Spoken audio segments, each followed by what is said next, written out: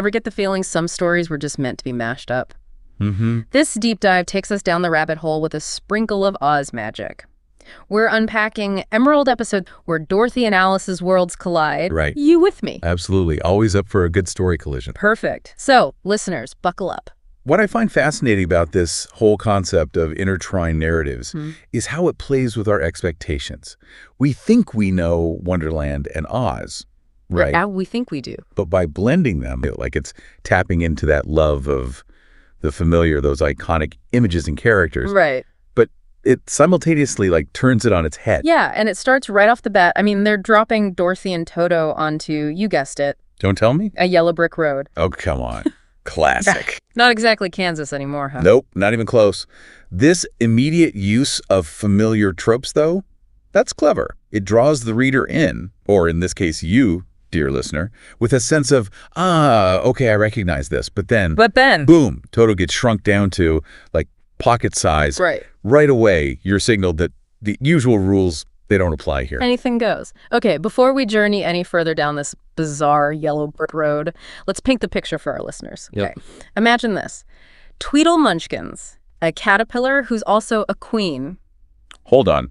What? A caterpillar queen. Okay, you had me at Caterpillar Queen. Even, and this is where it gets really weird, even winged pigs sporting glass slippers. I mean, come on. Wild. What's going on here? What's the method behind this madness? See, this is where the brilliance of character mashups shines through. Because it's not just about whimsy, though. Let's be honest, there's plenty of that. Oh, yeah. It's about taking those iconic traits and storylines from each world and, like, braiding them together. You're creating these hybrid characters that resonate on multiple levels. Give me an example. How does this actually work? Okay, take the Tweedle Munchkins. They embody both the chaotic energy of the Tweedles from Alice in Wonderland. Right, yeah. You know, that nonsensical rhyme, always a step ahead of logic. Yeah. But they've also got that helpful, cheery spirit of the Munchkins. The helpfulness. Yeah, so it creates this wonderfully off-kilter energy, don't you think? It's like your brain recognizes the pieces, but the combination is something totally fresh. Exactly. And speaking of fresh, that Tweedle feast they throw talk about contradictory delicacies? Oh, tell me you are not talking about the hot ice cream. Oh, we're going there. Yeah. What stood out to you about that scene? Well, besides the hot ice cream, I mean, it's a microcosm of the whole world, isn't it? Hot ice cream, giggling furniture. It reinforces that this isn't just Wonderland or our Oz, it's a space where contradictions coexist. And that, I think, is what makes it so compelling. It reflects that feeling we all have sometimes, like, wait, does anything make sense anymore? And maybe in the world of stories, it doesn't have to, right? Right. But it gets even wilder. We've got characters like the Cheshire Wolf straight up commenting on being part of a story, like they know their characters. Meta. Super meta. One line that stuck with me. In a world where stories intertwine, my dear, all bloodlines lead to wonder. Deep, right? It is deep. It gets to the heart of what this excerpt does so well. You're not just asked to follow along. You're constantly being reminded that you're engaging with a constructed narrative. It's like... It's self-aware. Yes. It forces you to think about the stories we tell ourselves, the ones we accept as truth, and how much control we actually have. Okay, that's kind of blowing my mind here. What do you think it means, though, when characters become aware of their own narratives? What does that say about us as readers? That's the million-dollar question, isn't it? Yeah. On one hand, it could be playful, a wink at the audience, you know? Yeah. But on a deeper level, it asks us to consider, do we have agency within the stories we inhabit? Our lives, after all, are just narratives we construct, right? Whoa. And if those narratives are being influenced, manipulated, well, that's a whole other rabbit hole. And who better to lead us down that rabbit hole than a certain caterpillar queen? And I say caterpillar queen because you've got to remember the original caterpillar from Alice in Wonderland, always with the riddles and the transformation. Oh, yeah. Well, this queen, she takes those elements and turns them up to 11. She's not just a queen. She's like this master manipulator, you know? Right. Think about it. She uses riddles to disorient, challenges to sow doubt, like right and left. Yeah. And that hookah, that's not just for show. Okay, I'll buy it. What's the deal with the hookah? It did seem like a random detail to focus on, I'll grant you that. It's brilliant, actually. That's smoke. That represents confusion, distorted reality. Oh, okay. It's the tool she uses to, like, control the narrative. Control the narrative. Yeah, think about how easily we can be misled when we're just bombarded with all this conflicting information. It's like she's weaponizing uncertainty itself. And the fact that her castle is always shifting, never stable, I mean, that just adds to the feeling of unease, you know? Like, you can't trust your own senses in that environment. It creates this atmosphere of paranoia, right? Yeah. If the very ground beneath you is unreliable, how can you possibly hope to make sense of anything? It's true. Talk about a recipe for chaos. So how do our heroes even begin to fight back against that? That's where the beauty of this whole mashup truly shines.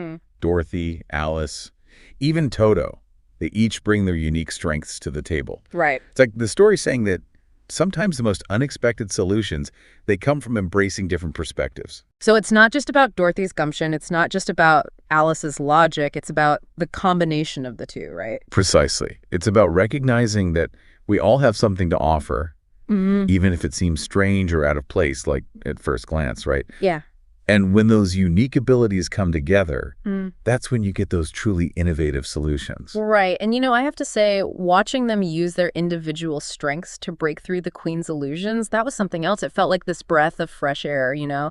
Like, yes, clear thinking can cut through the noise. It can. But the real turning point for me, at least, was when that castle transforms into a library. Oh, wow. What a powerful image that was. Isn't it? It's like the story is saying that knowledge is its own form of power, like a direct counter to the Queen's manipulations. You almost feel this sense of hope, of possibility.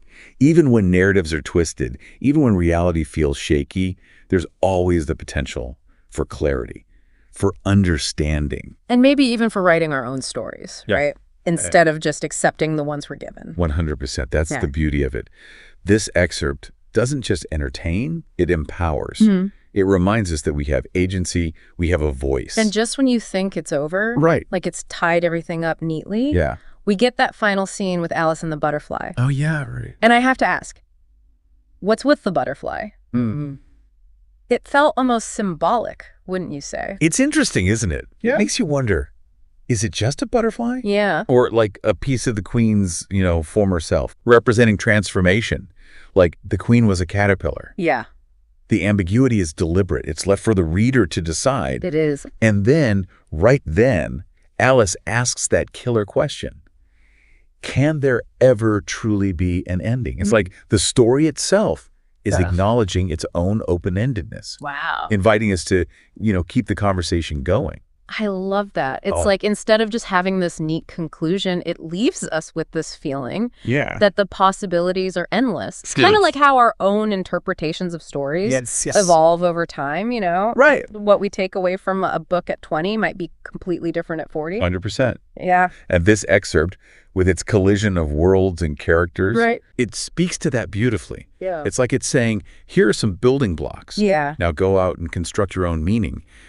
What resonates most deeply with you from this whole experience? Honestly, it's that reminder that even when things feel chaotic and uncertain, whether it's in stories, in our lives, everywhere, like you were saying earlier, Right. there's always this underlying sense of possibility. Yeah. This idea that we have more agency than we sometimes realize, you know? We do. That we can question the narratives we're given and maybe even write our own. Couldn't have said it better myself.